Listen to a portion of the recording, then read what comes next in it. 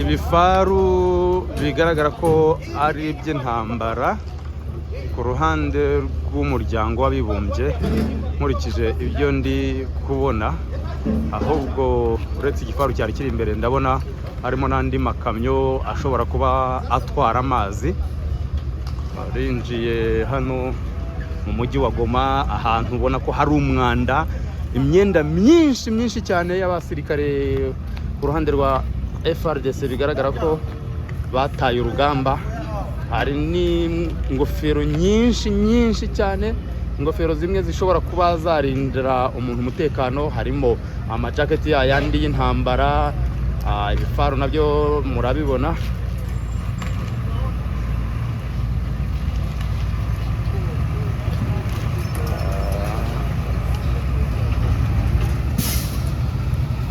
Imyenda ivangavanze cyane rwose.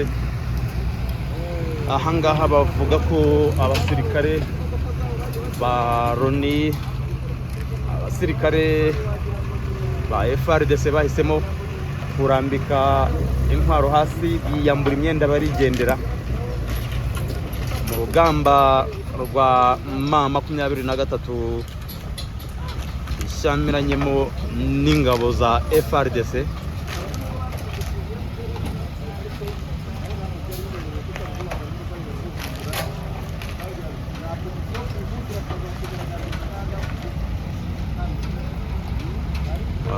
Kumenya ngo izi modoka ziturutse he byo uko turi bashya muri uyu mujyi nta biragoye.